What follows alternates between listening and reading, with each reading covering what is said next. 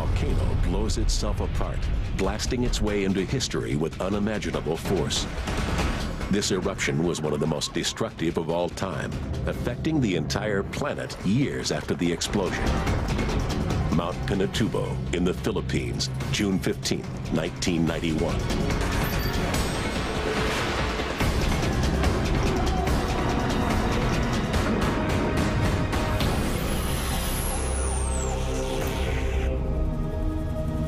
Deep in the dark heart of the Philippines lies a small and undistinguished peak.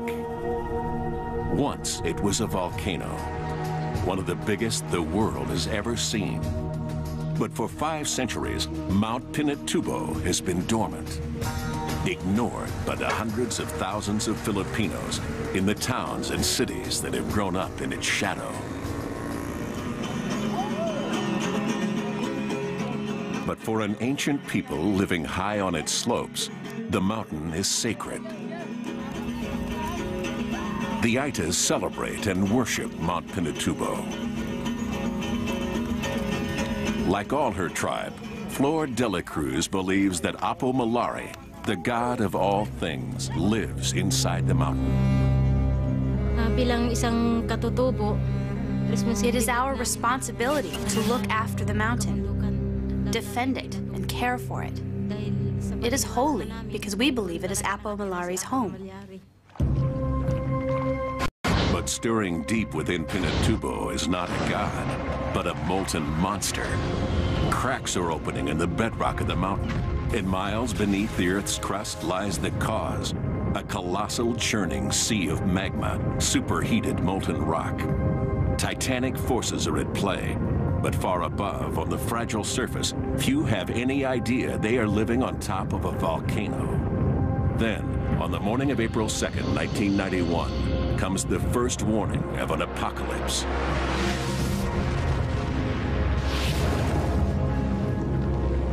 A series of small explosions rocked the remote summit of Pinatubo. But the Aitas are the only people to see the explosions and the plumes of steam. Pinatubo's warning has no witnesses except those who worship it. The people were terrified when they saw the explosions on the mountain. No one knew what was happening. That night, there was a red light on top of the mountain. It looked like blood was coming out. The next morning, the Aitas describe what they have seen to a local nun, Sister Emma Fontavilla. She sets off for the lowlands with Flor de la Cruz as an eyewitness, determined to report the explosions to the government authorities. They travel to Manila, 55 miles south, passing from one world to another. Finally, they come to the Philippine Institute of Volcanology and Seismology. Sister Emma convinces a skeptical staff to let her and Flor meet their director, world-renowned volcanologist, Dr. Ray Punangbayan. Ray may be an internationally respected scientist, but he's working in a third-world country. The few seismographs he has are tied up, monitoring another volcano to the south of Manila. Why should he heed the fears of a superstitious tribe who believe their god is angry?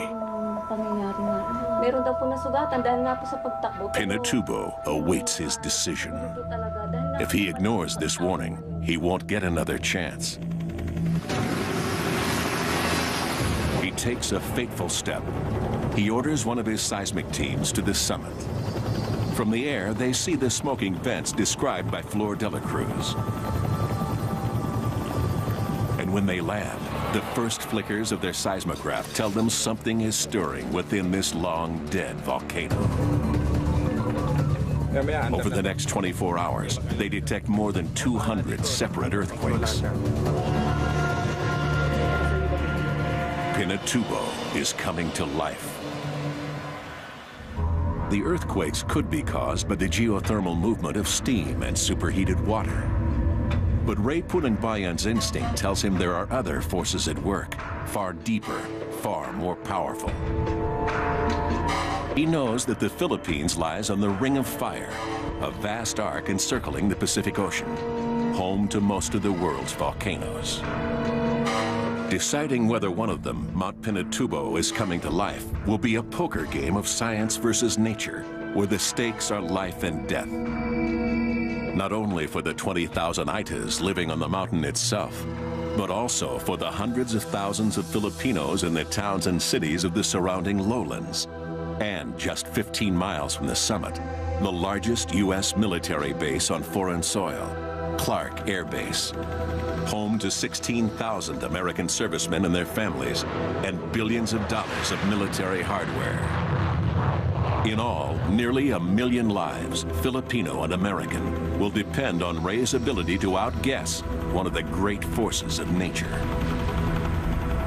A volcano is not an enemy nor an adversary. It's something that you try to befriend, in fact, and try to understand what it is, what it's going to do. Then you have to read the signals properly.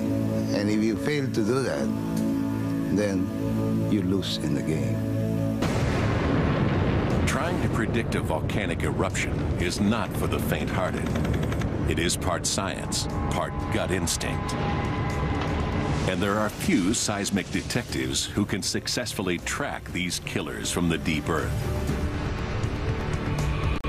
Ray knows that a volcanic eruption cannot be stopped, but it can be escaped. If Pinatubo is on the boil, it will be his job to say when it's going to blow. And he will get only one chance. If he calls an evacuation too early, those ordered out of the danger zone will come back. And if he calls it too late, hundreds of thousands may die. For days, his team tracks the earthquake swarming deep beneath the mountain, but their equipment is outdated. The Filipinos need help, and Ray knows where to find it. Chris Newhall of the United States Geological Survey in Washington is an old friend and a volcanologist. He's got the high-tech instruments that will help Ray penetrate Pinatubo's secret. On April 23rd, he and a crack team of U.S. scientists join Ray's task force of volcano detectives. They set up their operations center at Clark Air Base within sight of Pinatubo's summit. To them, as to all who live around it, the mountain looks just as it has since the time of Columbus. Yeah, because this particular... We were acutely conscious of the fact that there had been no eruption at Pinatubo for 500 years, and many, many people, perhaps even a majority, doubted that it was even a volcano. Ray and his team know Pinatubo is a volcano, but what kind and how dangerous? While some volcanoes, like Mauna Loa and Kilauea in Hawaii, release free-flowing rivers of lava, the most catastrophic type of eruptions are explosive. Mountain loads of magma that detonate suddenly and usually without warning. Instead of lava, explosive volcanoes hurl out massive pyroclastic flows, superheated tidal waves of rock and ash. It's a hot hurricane or hot blast of rock and ash and gas. And we know enough about pyroclastic flows to know that virtually nobody survives. Ray and Chris study aerial photographs to plot the footprint of Pinatubo's last eruption. They are shocked by what they see in the maps and the ancient geological record. An explosive volcano as big as any in history. I think the oh my God moment came very early. We could see straight away that the kind of explosive eruptions that had occurred in the past from Pinatubo were of the same order of magnitude as what had occurred at Krakatau in 1883. Krakatoa, a remote Indonesian island, blew up in 1883 and remains the deadliest volcanic eruption in recorded history. The detonation was heard 3,000 miles away and created a tsunami 100 feet high that drowned 36,000 people. And in Pinatubo's eroded canyons, Ray and Chris find evidence of a Krakatoa-sized eruption. Pyroclastic flows that once incinerated and buried the land under Clark Air Base. Could it be capable of such a cataclysm again? The seismographs trace a veiled but deadly threat. 1 million lives hang in the balance. 1 million unwitting souls dependent on just a few. Ray and his team are intensely worried about Pinatubo's awesome past. And the seismologists continue to detect clusters of earthquakes deep beneath the surface. Ray has ordered an evacuation of the immediate area around the summit. Only the Itas are affected, but to them it is heartbreaking. To them, leaving their sacred land also means turning their backs on their God. From the high slopes, thousands of Itas begin to trek down the mountain to resettlement camps in the lowlands. But in a remote ravine on Pinatubo's southeast face, one tribe of Itas has decided to stay and put their fate in the hands of Apo Malare.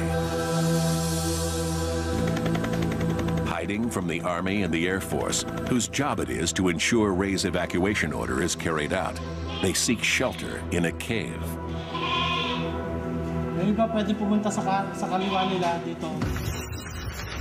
But the quakes diminish. Nothing is reading right. Deep beneath the earth, there is now only a sinister silence. Is Pinatubo just playing dead, or has it settled back into its centuries-old sleep? Has Ray called a false alarm? Volcanoes have claimed countless victims in surprise attacks. But there have also been thousands killed who were warned, but failed to listen.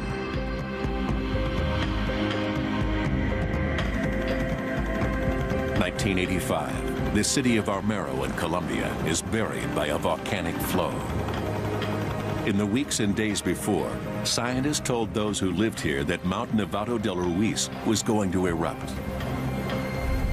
But neither they nor their government listened. 23,000 people died.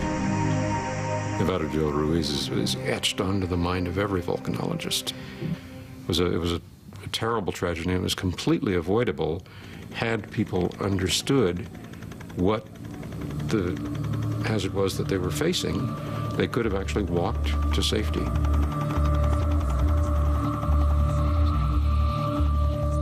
Ray Punangbayan is determined not to let that happen in his country. But right now, he's hanging in the wind of skepticism and outright disbelief. The U.S. military command at Clark thinks Ray and his scientific team are overreacting. So do many in the Filipino government, which can ill afford a mass evacuation if Ray decides to call it. And as if to spite him and his team, Pinatubo barely stirs for days. And Chris is fighting his own battle with official skepticism. Washington is threatening to pull the plug on his team and their precious equipment unless he delivers some clear answers fast on whether Pinatubo is really going to blow. He and Ray have to find some clear evidence that there's magma arising beneath Pinatubo. To find that proof means a risky chopper flight low over Pinatubo's steaming vents. Magma contains highly pressurized sulfur dioxide. If Chris can find the gas, he's found the magma beneath the surface. What I'll do is see that first little ridge line up there? I'll try and set it up so we can go right up about there and make a left pass along down to this ridge line here. But the chopper is ill-suited to the task. Its rotors churn the air and confuse the detection instruments. Let's drop down a minute. Okay, coming down, standard, using throttles. Taking the chopper any lower is dangerous. An unexpected blast of steam could bring them down. But it's their only chance of detecting sulfur dioxide. To Chris, it's worth the risk. Well, do you want us to keep flying around looking at it, or? Yeah, we got to make sure what it is. Let's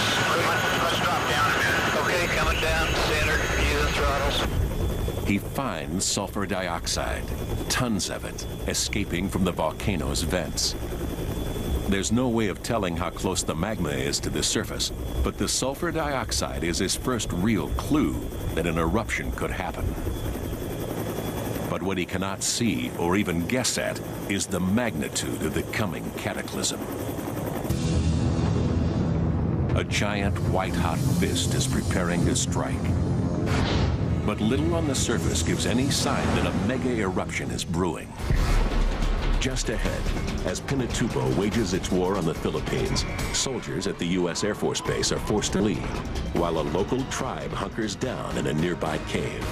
Surviving will be right back. For 2 weeks, the team at Clark monitors the sulfur dioxide levels over the summit. For 2 weeks, they hold steady.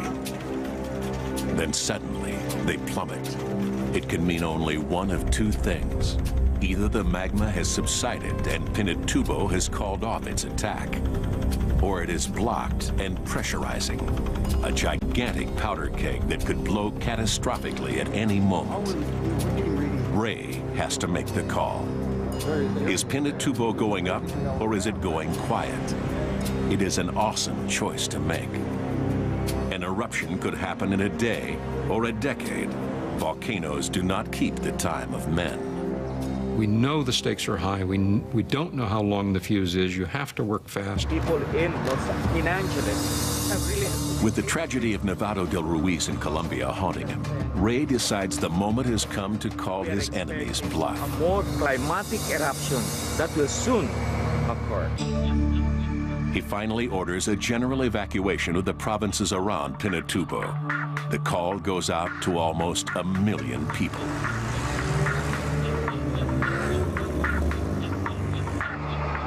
But is it already too late? Will everyone heed the call? On the outskirts of Angeles City, Big Mendoza is about to go into labor. None of us believed the volcano was going to erupt. Neither she nor her family believe what they're hearing about Mount Pinatubo. Most days they can't even see it through the tropical haze. The government was telling all of us to evacuate. We could not accept it because we had lived there for so long, and I was also 8 months pregnant.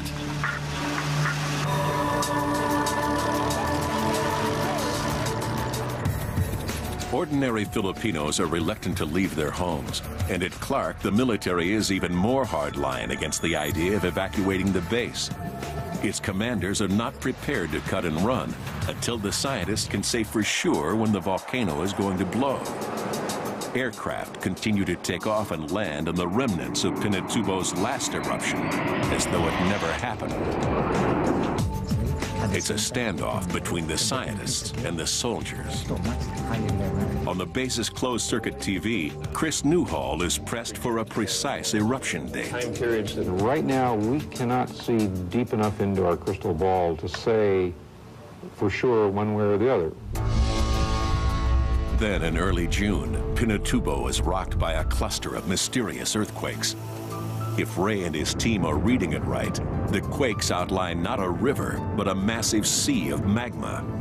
And on June 7, its immense pressure fuels Pinatubo's first battle cry. A 28,000-foot plume of steam erupts into the atmosphere. It is Pinatubo's declaration of war. The monster's attack has begun.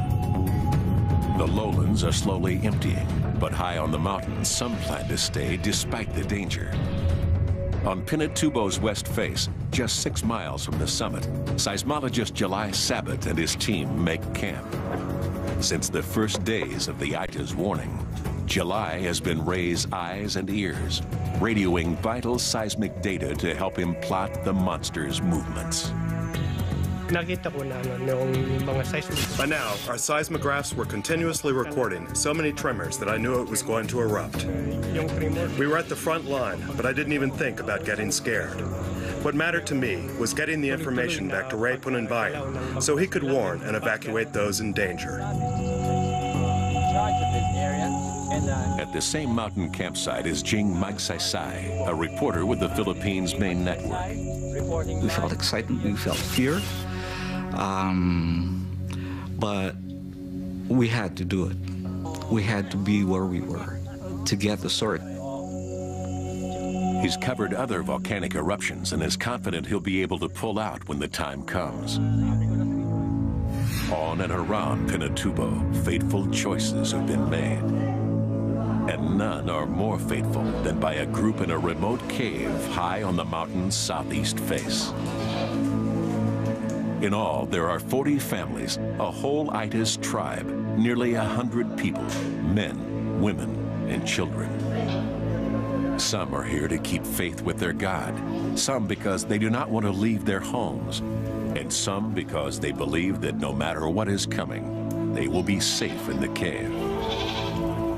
A tribesman named Sebio waits with his wife and young son for the judgment of Apo Malari, the god of Mount Pinatubo. 10 miles away, the military has finally issued its evacuation order. At Clark Air Base, they're recording a constant stream of earthquakes, sometimes at the rate of 1 a minute. The pride of the U.S. Air Force is being deserted. 15,000 military personnel and their families leave.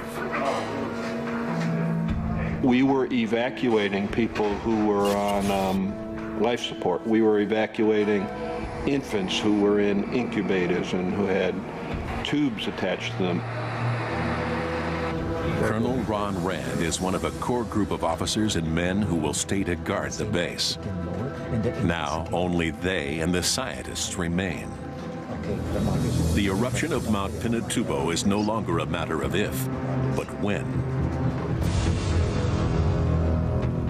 At 8:50 a.m. on Tuesday, June 12th, it launches an enormous column of ash, 12 miles straight up. Now we knew what we were up against. Now we knew how huge this thing was. Here's this plume, unlike anything I've ever seen. Giant, dark, gray, swirling, roiling, boiling, you know, just growing as you looked at it and going like a rocket. When I was a young guy in the Air Force, I got a ride in an F-4. And we climbed to 43,000 feet, and it took us 2 minutes and 40 seconds. This plume rose 60,000 feet in 1 minute. So you're standing there looking at it, and it was like this. So powerful is the force of the eruption that even its sound waves shoot straight up. Those watching on the ground hear nothing. This awesome event takes place in absolute silence.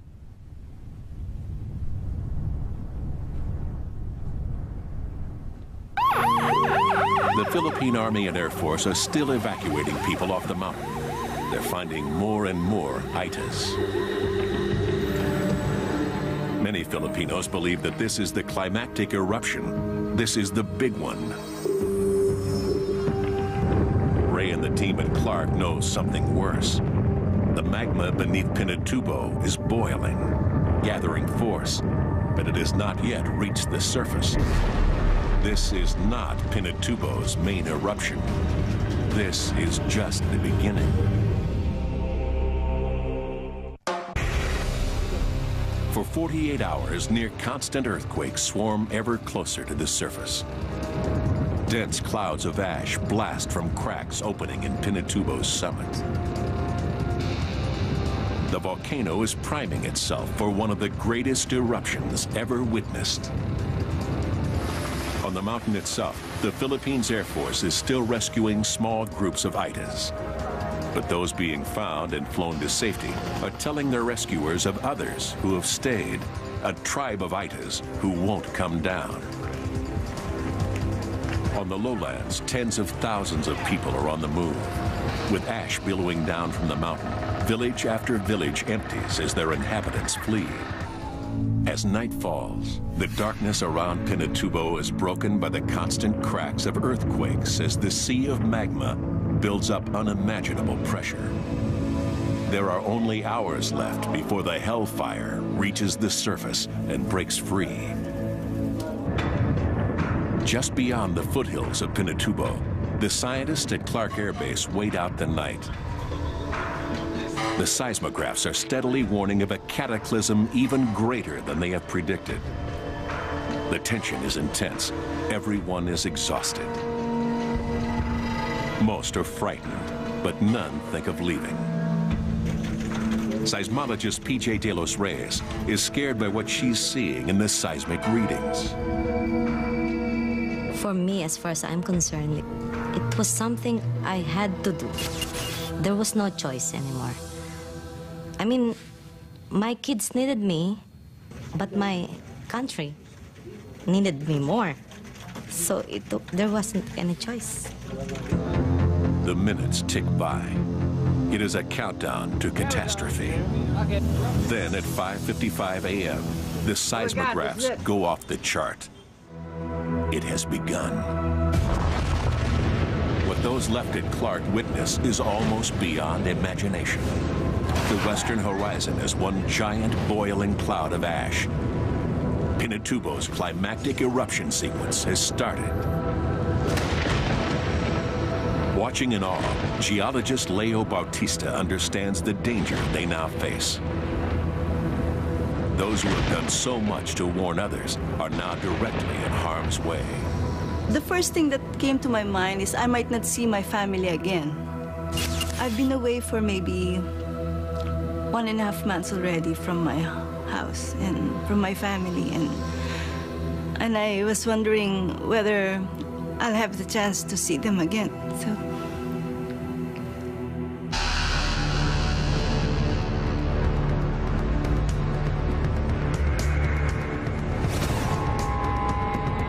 For the next 6 hours, Pinatubo erupts 4 more times.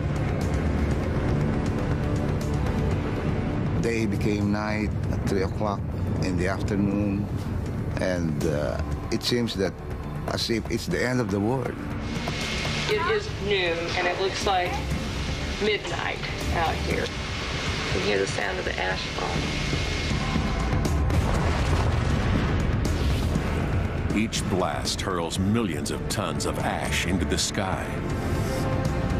Massive clouds of poison gas billow into the atmosphere. Gales of volcanic rock rain down as far as 30 miles away. The monster's fury is terrifying. Then at 1:42 p.m. on June 15, 1991, comes one of the single most cataclysmic natural events of the 20th century. A release of energy 200,000 times greater than the Hiroshima atomic blast. A cubic mile, 5 cubic kilometers of magma detonates straight up, reaching the stratosphere in seconds. From space, it looks like a vast nuclear bomb has gone off, blacking out the Philippines and the South China Sea.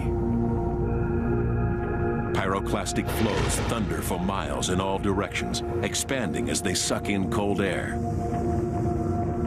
Billowing killer clouds of superheated ash and rock. I think you could light off every bomb and every rocket and every explosive man has stored all over the world, and I don't know that you would have registered to the Earth what Mother Nature did on the 15th of June. It was unbelievable. High on Pinatubo, Sebio and his tribe wait for Apo Malare's judgment. The mountain is exploding around them. Hurtling toward their cave is a massive pyroclastic flow. 1,500 degrees Fahrenheit, traveling at 100 miles an hour. In skin going dead. That was the scariest part for me. You can't imagine how it felt like knowing that you can be overrun by a pyroclastic flows. And the only thing that we wanted to do was escape from Clark Air Base. Blinded by ash and caught in a gale of mud, they drive west. Inside the car, it's like you're trapped. You cannot go out. In her car, Leo Bautista is trying not to panic as she peers into the impenetrable darkness. Driving at 20 kilometers per hour, very slow. I realized that if the volcano decides to exert a bigger eruption, then we're really going to get fried. We're really going to die. Ron Rand loses the rest of the convoy. He is left alone to wonder what's out there. I mean, it was everything from the utter darkness to the roaring rocks and stuff flying all over the place, earth rumbling from continuous earthquakes. You would get pelted by the stuff coming through the sky. I was beginning to think, this is a fine mess I got myself into now, you know. For a harrowing hour, he drives on, trying to find the convoy. Behind him, pyroclastic flows reach the very gates of the base. But by then, they've made it to safety. Pinatubo made me realize, you know, there but for the grace of God go out. You know, I could have been swallowed up and gone, and nobody would have ever been the wiser. But Pinatubo is not through with the Philippines. This once-in-a-century volcanic eruption is about to be joined by another elemental force of nature. The catastrophe is far from over. Of surviving. Of the 1 million people once threatened by Mount Pinatubo, only a few hundred remain in peril. Its slopes and lowlands are almost totally deserted. It seems man will escape the monster's wrath. And so he might, but for the volcano's murderous accomplice. A super typhoon named Yunya. It is an incredible and deadly coincidence of natural events. Racing across the South China Sea, Typhoon Yunya reaches Pinatubo just as the volcano enters its most cataclysmic phase. It is a 1-2 killer punch, the worst possible combination of calamities. It's unbelievable. It's just simply unimaginable that these two things can happen at the same time. So you're in the middle of a battle between the forces of nature, and you're right in the middle of it. Billions of tons of ash are caught by lashing winds and torrential rain, turning the sky above Pinatubo into a boiling mudstorm. To those caught in it, it's as if concrete is pouring from the sky. House after house, building after building, falls to the devastating mudstorm. It happens quickly and without warning, crushing those trapped inside. It was too much for any town or any person to take. It was just unnatural.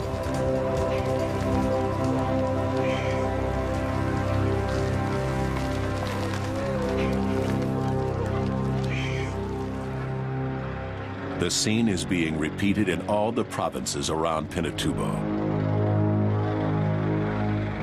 Beng Mendoza fled with her family only days before.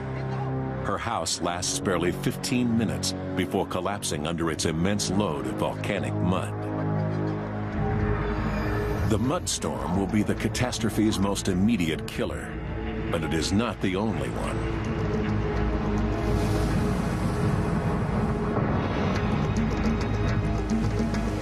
The torrents of water running off Pinatubo have collected massive quantities of hot volcanic debris.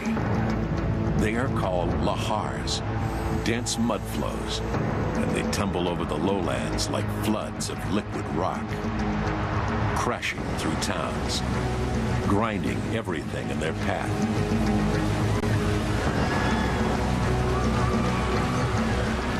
For 15 hellish hours, the monster of Pinatubo hurls everything it can at the Philippines.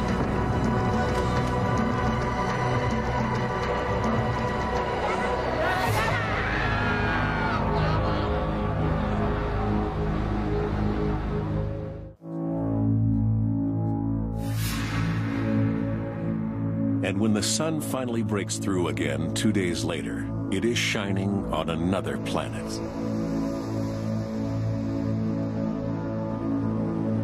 From horizon to horizon, it is a moonscape, a lifeless black and white world.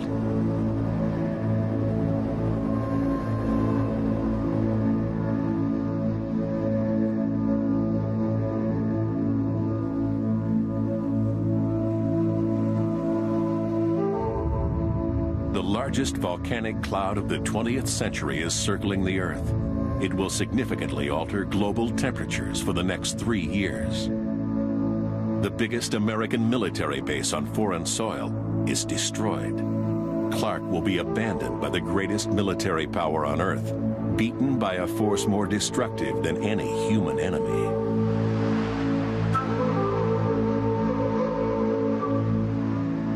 After the fact, we said it was the mother of all eruptions. It was the mother of all events any one of us had ever been through. It was huge, it was scary, it was powerful.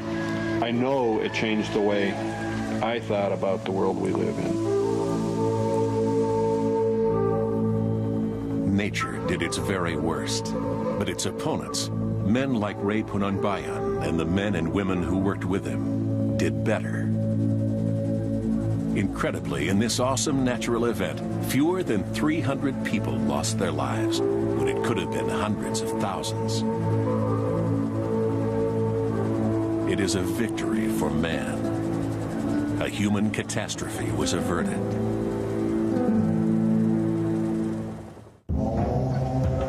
Man had never faced an eruption on the scale of Pinatubo, armed with the high-tech weapons of the 20th century. But it was far more than just science that saved so many. It was an extraordinary human effort on every level. I think that had any one of those elements been missing, we could have ended up with a major disaster on our hands. More than any volcano that went before it, Pinatubo proved that man can not only accurately predict a volcanic eruption, but that he can also protect his fellow man from one of nature's most catastrophic events. But it also showed that however advanced our scientific ability may be, we ignore those who best know Mother Nature at our peril. In the aftermath of the eruption, Beng Mendoza gave birth to a healthy son named Rindy. July Sabat, Leo Bautista, and PJ De Los Reyes went back to work at the Philippine Institute of Volcanology and Seismology, keeping watch on volcanoes throughout the country. Chris Newhall continued to work with the United States Geological Survey, but plans to retire in the Philippines. Ching Magsaysay, like all those who lived through the eruption, says it changed him forever. Pinatubo, in the end, became one of my closest friends, I think. Taught me a lot of things. Showed me how meaningful and how meaningless at the same time a human being can be. And Ray Punangbayan, the undisputed hero of what was one of the greatest eruptions in modern history, retired in 2002. The Pinatubo experience is something that you recall with a smile. It's a classic example of how international cooperation should work when you're responding to disaster. It's a success story.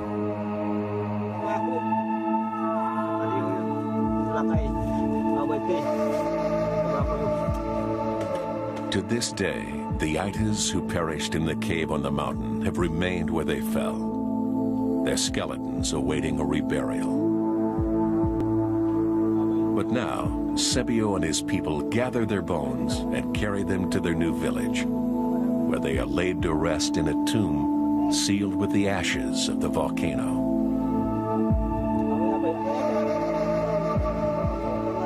There is grief and bitter memories as the time of their deaths is remembered. But there is also hope. The Aitas people have returned to their sacred land. Their mountain may have changed, but their God is at peace again.